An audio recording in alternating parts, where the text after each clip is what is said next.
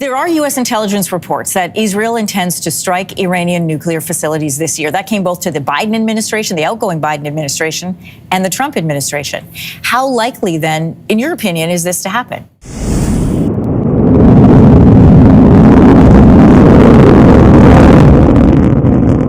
If you were outside around 1 o'clock this morning, you may have seen or heard this. The United States showing off its nuclear readiness with the launch of an unarmed Minuteman III intercontinental ballistic missile from the Vandenberg Space Force Base. This is another view of the launch from the ground there at the base in Santa Barbara County.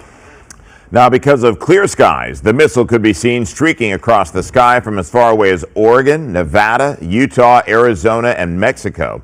The Minuteman travels up to 15,000 miles per hour and can reach targets of more than 6,000 miles away. That means a launch from the Santa Barbara County coast could reach the North Pole, Antarctica, the Philippines, even Spain. Military says the launch is part of routine testing designed to demonstrate that the U.S.'s nuclear deterrent system remains safe, reliable, and effective. The Air Force Global Strike Command says the tests are scheduled years in advance and that the Russian government is alerted ahead of time. Where is the conflict with Russia heading? Let's ask U.S. Air Force Brigadier General Rob Spalding. Thank you so much for being here. You know, President Trump doubling down on his criticism of Ukrainian President Zelensky yesterday in an interview with our Brian Kilmeade. Let's listen. He's been in the meetings for 3 years and nothing got done. So I don't think he's very important to be at meetings, to be honest with you. He's been there for 3 years. He makes it very hard to make deals. But look what's happened to his country. It's been demolished. But no, I hear you. He's going to go back. Mr. President, you know who's to blame for that. If and when there's peace, don't you think it's Vladimir Putin that did the invasion unwarranted to try to take back land he had no right to? And don't you think fundamentally that's that? And if you could just get, and now both sides want to talk, it seems, so we should just get to that point? They only want to talk because of me. Iran has warned of a third attack on Israel, according to the IRGC's Deputy Commander Ali Fadavi. A third direct attack on the state of Israel will happen in due course. Now, the IRGC commander has offered no specifics on this slated attack, but has asserted that the Operation True Promise 3 will happen at the right time. As U.S. Secretary of State Marco Rubio wraps up a tour of the Middle East today, there are concerns about a renewed focus on Iran after these comments he made in a meeting with Israeli Prime Minister Benjamin Netanyahu. The common theme in all of these challenges is Iran. It is the single greatest source of instability in the region. Behind the Washington Post is reporting that new U.S. intelligence findings show Israel may be planning an attack on Iran's nuclear program this year. Donald Trump really threw a curveball in these negotiations when he declared that Gaza should be depopulated and rebuilt.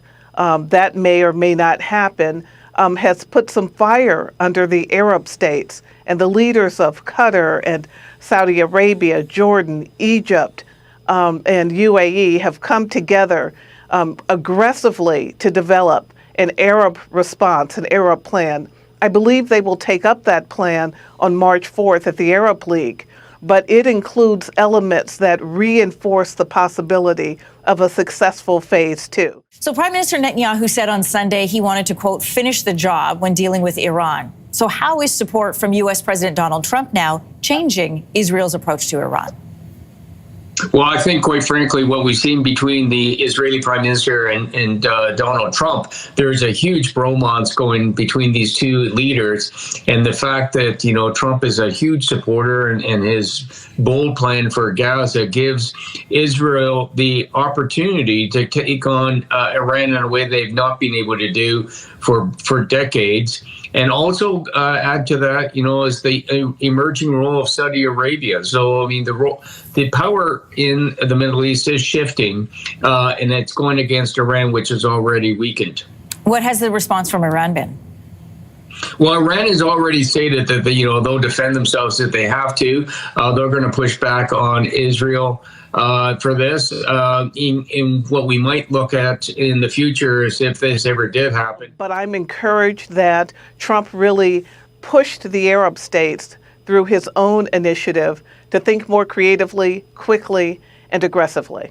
The latest comments have come after the U.S. Secretary of State Marco Rubio, along with the Israeli Prime Minister Netanyahu, had spoken about containing Iran and also limiting its nuclear development by resorting to military means if it comes to that. Now, denouncing these remarks, the Iranian Foreign Ministry spokesperson Ismail Bagheri said that when it comes to a country like Iran, they cannot do a thing.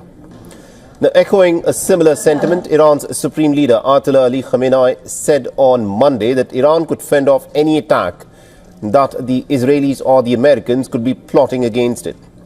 Now, delivering his speech at the Islamic Republic's 46th anniversary, Khamenei further said, and I quote, "The Islamic Revolution has managed to preserve itself as an independent identity and a hopeful base for the people of the region and even beyond. The reason for the anger of arrogant and colonialist forces around the world towards the Islamic Republic is the steadfastness and resistance of the Iranian nation in confronting them." You know, under the Biden administration, there is probably going to be a lot of resistance to that by Israel, just because of the reaction of what Iran could do. But I think under the Trump administration, the likelihood of Israel attacking is going to go up.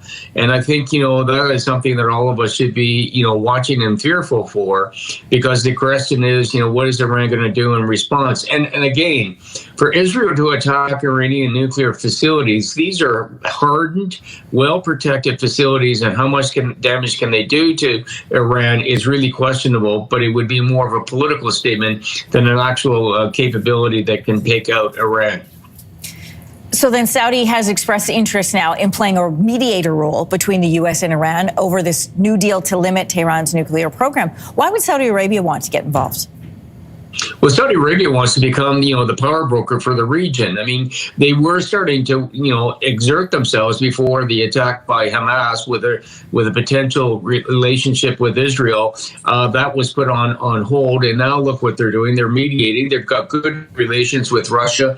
They've got good relations with the United States. They're now helping out with the area, with Gaza and now Ukraine. They're going to be a regional player and an international player. So this is a very strategic role. And you've also seen that even Turkey is trying to get onto the coattails of what Saudi Arabia is doing. But Saudi Arabia are a world player now.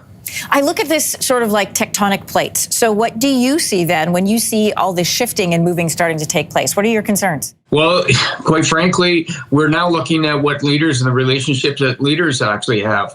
The leadership between Trump and Saudi Arabia, between Israel, between Russia, and organizations like the EU and NATO, whatnot, seem to be pushed in the back, and Trump will inform them what solutions are, including in places like Ukraine. So this is a complete new diplomatic relationship, and everyone's going to have to rewire to the Trump agenda.